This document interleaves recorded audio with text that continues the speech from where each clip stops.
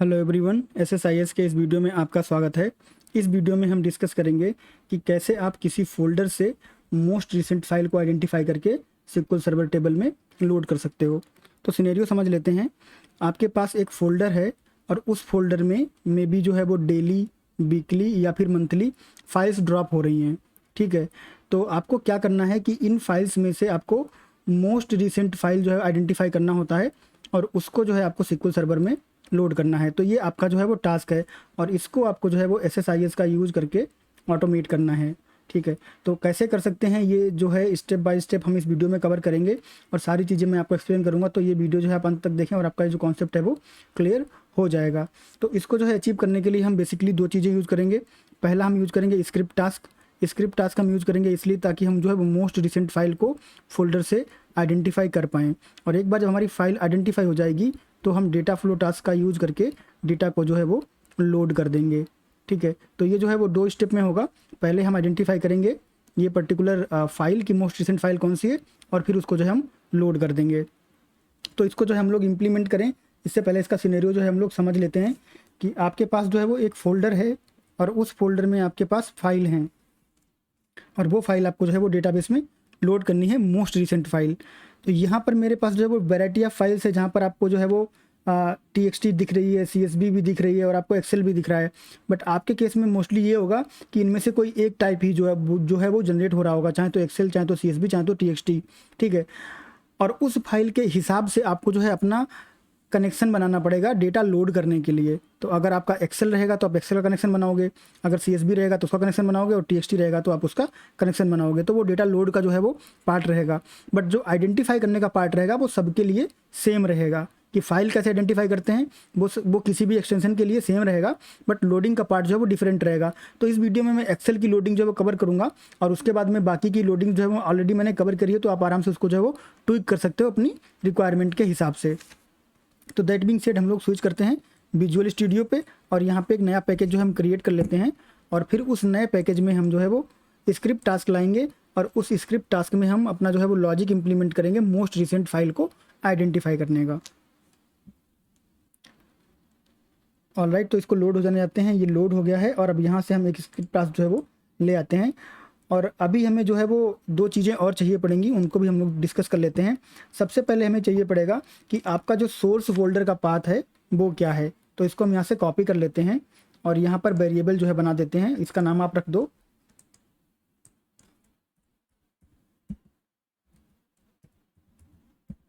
ठीक है, आप सोर्स फोल्डर रख दो, सोर्स डायरेक्टरी रख दो, जो भी आपका मन है वो रख सकते हो। बट ये वो वाला पाथ होगा जहाँ से आपका जो फाइल्स है वो रीड होगा। तो यहाँ से मैं इसको एक और स्लैश लगा के रख देता हूँ। और दूसरा जो फोल्डर आपको चाहिए पड़ेगा वो आपको चाहिए पड़ेगा मोस्ट रिसेंट फाइल। ठीक है, यही आपको तो लोड करना है। तो मोस्ट रिसेंट फाइल का इनिशियली जो है वो वैल्यू कुछ भी नहीं रहेगा, दोनों स्ट्रिंग टाइप करेंगे but most recent file initially कुछ भी नहीं रहेगा।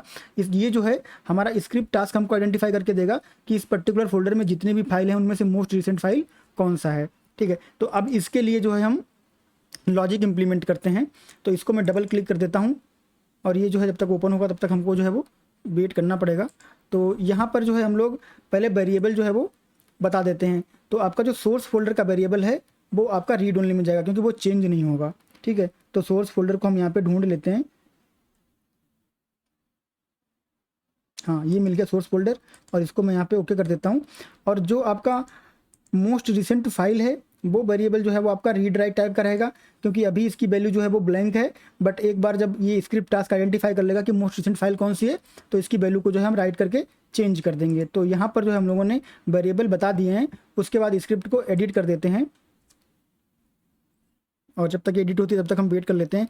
और ये जो टास्क मैं कर रहा हूँ इसके लिए प्रोग्रामिंग लैंग्वेज में C# यूज़ कर रहा हूँ। अगर आपको ये कोड BB में रिक्वायर्ड है तो मैंने एक वीडियो बनाया है कि कैसे आप जो C# के कोड को BB में कन्वर्ट कर सकते हो। उसका लिंक आपको यहाँ आई बटन पर मिल जाएगा, उस पर क्लिक करके जो है आप उसको देख सकते हो और कैसे कन्वर्ट करते हैं C# को BB में या फिर BB के C# में, वो जो है आप सीख सकते हो वहाँ से।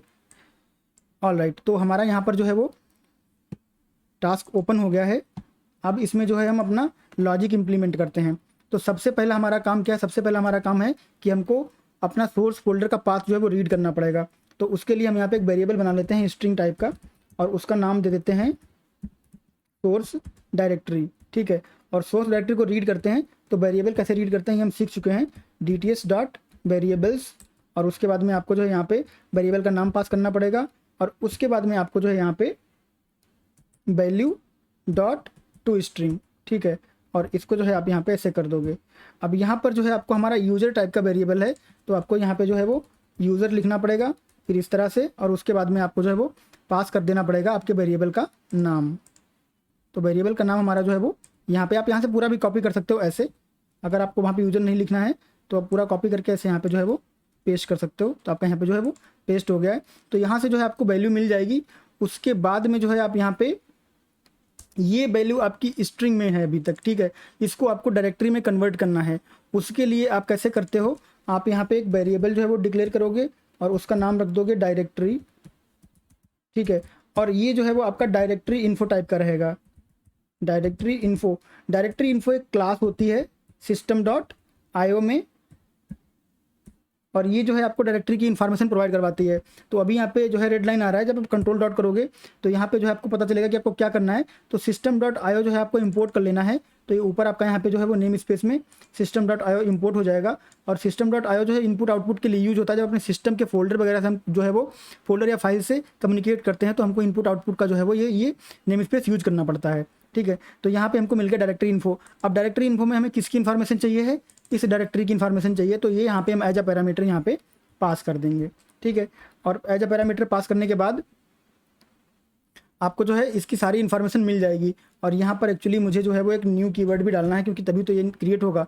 तो यहाँ पे जो है आपकी डायरेक्टरी बन गई। और अब इसके बाद इस डायरेक्टरी पे हम मेथड कॉल करके इन्फॉर्मेशन जो है वो पता कर सकते हैं, ठीक है। तो इस पर मेथड कॉल करने के लिए हमें जो इन्फॉर्मेशन कॉल होकर वापस आएगी उसको होल्ड करने के लिए हमें कुछ वेरिएबल चाहिए। तो इस पर जब हम मेथड कॉल करेंगे तो हमें फाइल्स मिलेंगी। वो फाइल्स होल्ड करने के लिए हम यहाँ पे फाइल इन्फो क्लास का एक वेरिएबल बना लेते हैं। तो फाइल इन्फो का जो है वेरिएबल बना लेते हैं, उसका नाम रख देते हैं हम फाइल्स, ठीक है। और उसके बाद में ये जो डायरेक्टरी वाला हमारा वेरिएबल है इस पर हम जो है वो मेथड कॉल करेंगे गेट फाइल्स। तो ये सारी फाइल्स वहाँ से ले आएगा और उसको यहाँ पे असाइन कर देगा। यहाँ पर आपकी मल्टीपल फाइल्स जो है वो आएंगी, तो उनको होल्ड करने के लिए इस फाइल इन्फो को जो है हमें एरे टाइप का बनाना पड़ेगा, ताकि जो है मल्टीपल फाइल्स यहाँ पे होल्ड हो जाएं। तो यहाँ पर आपकी सारी फाइल्स आ जाएंगी और फिर उन फाइल्स पर एक एक करके हम इटरेट करेंगे और ये पता करेंगे कि मोस्ट रिसेंट फाइल जो है वो कौन सी है, ठीक है। तो यहाँ पे हमें सारी फाइल्स मिल गई हैं। अब इसके बाद में यहाँ पे जो है हम एक डेट टाइम का वेरिएबल बना लेते हैं, डेट टाइम, और इसका नाम रख देते हैं हम लास्ट मॉडिफाइड, ठीक है, लास्ट मॉडिफाइड। और इसकी वैल्यू जो है बाय डिफॉल्ट हम दे देते हैं date time dot min value, ठीक है, date time dot min value. तो इसका मतलब क्या है कि लास्ट मॉडिफाइड जो है वो सबसे पहले मिनिमम वैल्यू पे रहेगा। मिनिमम वैल्यू बोले तो डॉटनेट फ्रेमवर्क में इसको जो भी मिनिमम वैल्यू दी है ये वहाँ पे रहेगा। उसके बाद इसका यूज जो है हमें कैसे करना है उसको हम लोग जो है वो समझते हैं। ये स्पेस मैं यहाँ से कम कर देता हूँ, ठीक है। अब ये जो फाइल्स है यहाँ पर मल्टीपल फाइल्स हैं, तो इन फाइल्स को इटरेट करने के लिए हमें जो है वो एक फॉर ईच लूप लगाना पड़ेगा। तो फॉर ईच लूप क्या करेगा, एक एक फाइल पे जो है वो इटरेट करेगा। तो यहाँ पर जो फाइल होगी वो आपकी फाइल इन्फो टाइप की होगी, उसमें जो है फाइल की इन्फो रहेगी, पर उसमें एक फाइल रहेगी। तो इसलिए हम यहाँ पे एरे नहीं बनाएंगे, हमने यहाँ पे एरे बनाया था, हम यहाँ पे एरे नहीं बनाएंगे। तो सिंपल आपको कॉपी करना है और यहाँ पे जो है वो पेस्ट कर देना है। अब यहाँ पर जो है आपका एक सिंगल आइटम आएगा, यहाँ पे हमने फाइल्स लिया है, यहाँ पर सिंगल फाइल रहेगी, तो उसको हम यहाँ पे फाइल लिख देते हैं, ठीक है। फाइल्स आपका ऊपर रहेगा, नीचे आपका फाइल रहेगा, और ये फाइल आपका ABCDEFG कुछ भी हो सकता है, बट मैं ये समझा रहा हूँ कि यहाँ पर मल्टीपल फाइल्स रहेंगी, यहाँ पर आपकी सिंगल फाइल रहेगी, ठीक है। तो इसका मतलब ये नहीं कि यहाँ पे फाइल्स लिखा तो यहाँ पे फाइल लिखना है, ऐसा नहीं है। यहाँ पे आप यहाँ पे ABCD कुछ भी लिख दोगे तो वो प्रॉपरली काम करेगा, बट यहाँ पर आपकी मल्टीपल फाइल्स रहेंगी और यहाँ पर जो है आपका सिंगल फाइल रहेगा। इसलिए यहाँ पे जो है वो एरे टाइप का है और यहाँ पर जो है वो ये सिंगल है। अब ये जो कलेक्शन है वो कलेक्शन आपका ये वाला कलेक्शन है, इसको आप यहाँ पे रख दो, ठीक है। तो अब इस फाइल में से क्या करेगा, एक फाइल उठाएगा और उसको चेक करेगा, दूसरी फाइल उठाएगा उसको चेक करेगा, सारी फाइल को चेक करेगा। और क्या चेक करेगा वो हम इसको बताएंगे। तो सबसे पहले इसको क्या करना है कि जो आपका लास्ट मॉडिफाइड वाला टाइम है, ठीक है, जो लास्ट मॉडिफाइड वाला टाइम है इस टाइम को जो है वो सेट कर देगा, सॉरी ये करेंगे, बट अभी हमें यहाँ पे एक इफ लगाना है, ठीक है। तो अब इसमें क्या होगा कि जो आपका फाइल है, ये फाइल, इस फाइल का आपको यहाँ पे लास्ट राइट टाइम जो है वो पता करना है, ठीक है, कि लास्ट टाइम ये कब लिखी गई थी, और उसके बाद में जो लास्ट मॉडिफाइड है उसको आपको यहाँ पे रख देना है। तो हम यहाँ पे क्या कर रहे हैं, यहाँ पे हम ये चेक कर रहे हैं कि जो लास्ट मॉडिफाइड का टाइम है वो इसके लास्ट राइट टाइम से कम है कि ज़्यादा है। अगर लास्ट राइट टाइम जो है वो ज़्यादा है तो ये फाइल जो है वो रिसेंट रहेगी, ठीक है, तो ये फाइल रिसेंट रहेगी, लेकिन ये मोस्ट रिसेंट नहीं रहेगी, इसको हमें पता करना पड़ेगा। उसके लिए हमें फर्दर जो है वो प्रोसेस करना है। तो अब हम करेंगे कि लास्ट मॉडिफाइड जो हमारा है उसको हम ये वाली वैल्यू जो है वो असाइन कर देंगे। और ये वाली वैल्यू हम क्यों असाइन करेंगे, क्योंकि हम अगली फाइल को भी चेक करने जा रहे हैं ना, तो अगली फाइल के लिए भी ये मोस्ट रिसेंट होना चाहिए, फिर अगली फाइल के लिए भी मोस्ट रिसेंट होना चाहिए। अगर नहीं मोस्ट रिसेंट होगा तो फिर जो है हमको वो मिल जाएगा। यहाँ पर सबसे पहले यही चेक किया गया है कि ये फाइल जो है वो मिनिमम टाइम से ज़्यादा है कि नहीं ज़्यादा है। मिनिमम टाइम से ज़्यादा है तो ठीक है, फिर ये वाला टाइम हमने जो है इस लास्ट मॉडिफाइड को असाइन कर दिया और अगली फाइल पे जाके चेक किया कि ये अभी भी जो है वो ग्रेटर है कि नहीं है। अगर ग्रेटर है तो ये रिसेंट रहेगा, अगर नहीं ग्रेटर होगा तो यहाँ पे जो है वो अगली फाइल जो हम चेक करेंगे और उसको चेक करेंगे। इस तरह से चेक करते रहेंगे। तो जब तक ये हमारा जो है वो सबसे ग्रेटर नहीं हो जाता तब तक ये जो है वो चलता रहेगा, और जो ग्रेटर टाइम मिलेगा वही हमारा जो है वो रिसेंट फाइल का टाइम होगा। तो इसको जो हम यहाँ पे ऐसे कर देते हैं, और फिर जो है हम उस फाइल का जो मोस्ट रिसेंट फाइल रहेगी उसका वेरिएबल यहाँ पे बना के फाइल नेम ले लेंगे। तो dts dot variables dot variables, और उसके बाद में आपको यहाँ पे जो है वो वेरिएबल नेम पास कर देना है। फिर आपको यहाँ पे डॉट वैल्यू, और उसके बाद में उसको असाइन करेंगे हम फाइल डॉट टू स्ट्रिंग। तो जो भी फाइल रहेगी वो उसको टू स्ट्रिंग में कन्वर्ट करके असाइन कर देंगे। तो ये फाइल नेम प्लस उसका एक्सटेंशन दोनों यहाँ पे जो है वो आ जाएंगे। और यहाँ पे जो वेरिएबल है वो हमारा ये वाला वेरिएबल रहेगा, इसको हम यहाँ पे जो है वो रख देते हैं इस तरह से, ठीक है। और उसके बाद में हम यहाँ पे एक मैसेज बॉक्स लगा देते हैं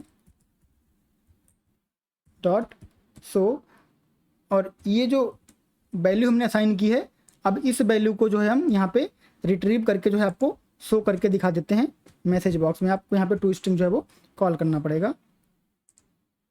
यहाँ पर जब ये जो है वो लेफ्ट हैंड साइड में होता है तो हम इसको वैल्यू असाइन करते हैं वेरिएबल को, और जब ये राइट हैंड साइड में होता है तो हम वेरिएबल से वैल्यू रीड करते हैं। जब रीड करते हैं तो उसको हम कन्वर्ट करते हैं टू स्ट्रिंग में, और जब इसमें असाइन करते हैं तो वैल्यू को कन्वर्ट करके फिर असाइन करते हैं। अब इसको जो है हम यहाँ पे सेव कर देते हैं, और सेव करने के बाद इसको कर देते हैं क्लोज, और फिर इसको भी जो है कर देते हैं ओके। और उसके बाद में इसको हम रन करवाएंगे तो हमें जो मोस्ट रिसेंट फाइल है वो मिलनी चाहिए। और मोस्ट रिसेंट फाइल हमारी कौन सी है, ऑर्डर लिस्ट वाली, जो कि आज ही जो है वो अपडेट हुई है, और बाकी की सारी फाइल जो है वो बरसों से अपडेट नहीं हुई हैं, ठीक है। तो इसको मैं यहाँ पे आपका जो हो गया है, और उसके बाद ऐसे जो है हम इसको सेव कर देते हैं और अब करा देते हैं रन। और कुछ भी चैलेंज होगा तो जैसे कि मैं हमेशा कहता हूँ हम इसको जो है रिजॉल्व कर लेंगे, कोई टेंशन वाली बात नहीं है। ऑलराइट, तो हमारी जो ऑर्डर लिस्ट वाली वैल्यू जो है यहाँ पे पुल होके आ गया है, तो मोस्ट रिसेंट फाइल उसको मिल गई है। और वो लॉजिक मैंने आपको एक्सप्लेन कर दिया है। अगर फिर भी आपको कोई कन्फ्यूजन हो तो आप मुझे कमेंट बॉक्स में कमेंट करके पूछ सकते हो, कोई प्रॉब्लम नहीं है। तो यहाँ से जो है आपको फाइल नेम मिल जाएगा। अब यहाँ पे हम डबल क्लिक करते हैं और वो मैसेज बॉक्स को जो है हम बंद करके आ जाते हैं, और फिर हम डेटा फ्लो पे जो है वो काम करते हैं। तो ये मैसेज बॉक्स हमने अपनी कन्वीनियंस के लिए लगाया था, तो उसको हम बंद कर देते हैं, वो रिक्वायर्ड नहीं है।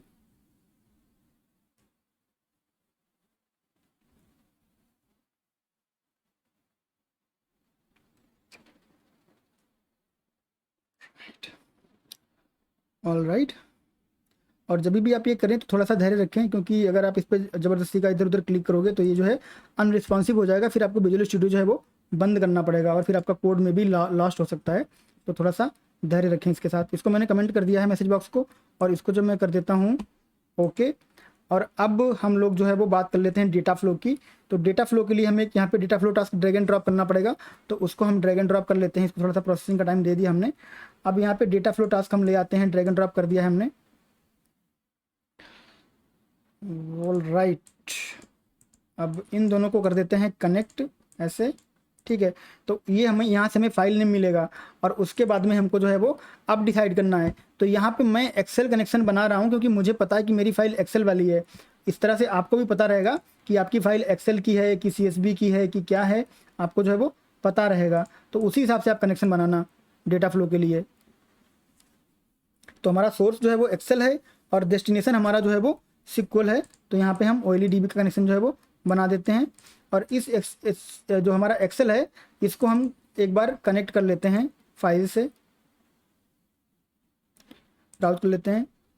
तो यहाँ पे हमारी जो मोस्ट रिसेंट फाइल है वो हमारी जो है वो ऑर्डर लिस्ट कंप्लीट, लेकिन इसको हम नहीं लेंगे, हमको भी बस मेटा डेटा इन्फॉर्मेशन चाहिए है।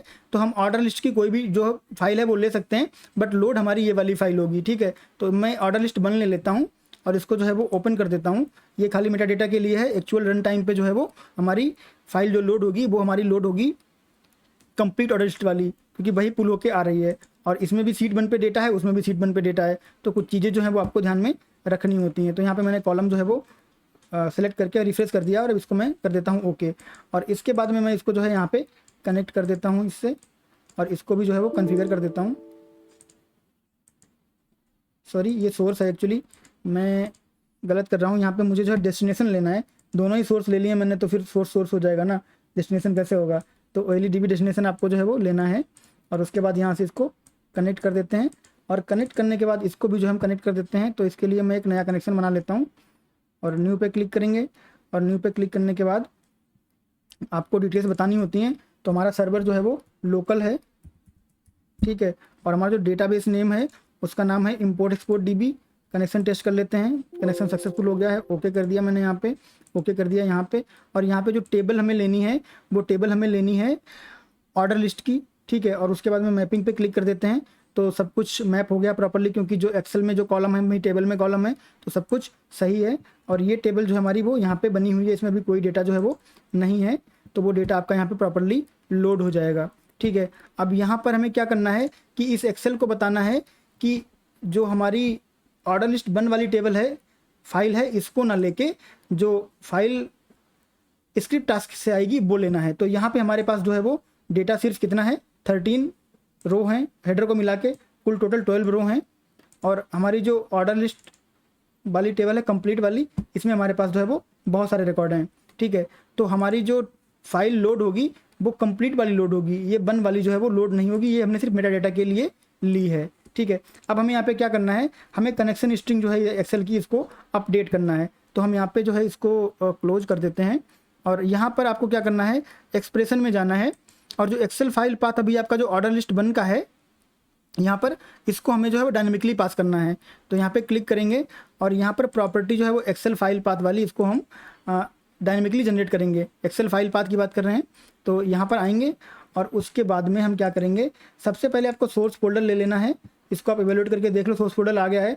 और इसके बाद यहाँ पे आपको फाइल नेम पास कर देना है, जो कि आपका फाइल नेम प्लस एक्सटेंशन दोनों होगा, ठीक है। और बीच में यहाँ पे आपको जो है वो प्लस का सिंबल लगा देना है कॉन्कैटिनेट करने के लिए दोनों को। तो जब ये रन होगा तो दोनों कॉन्कैटिनेट होकर यहाँ पे आ जाएंगे। अभी सिर्फ जो वैल्यू स्टैटिक है वही आ रही है, डायनेमिक वैल्यू रन टाइम पे मिलेगी। तो इसके लिए आपको क्या करना होता है, इसके लिए आपको यहाँ पे डिले वैलिडेशन जो है उसको ट्रू कर देना होता है, ताकि ये अभी कंपाइल टाइम पे वैलिडेट ना करे, ये रन टाइम पे वैलिडेट करे। तो इसको मैं यहाँ पे जो है वो क्लोज कर देता हूँ। और उसके बाद में मैं कंट्रोल फ्लो पे जाता हूँ और ये जो डेटा फ्लो है इसकी प्रॉपर्टीज़ में जाने के बाद F4 करके जा सकते हैं। यहाँ पर भी जो है डिले वैलिडेशन में कर देता हूँ ट्रू, क्योंकि वैलिडेट करो रन टाइम पे, कंपाइल टाइम पे मत वैलिडेट करो।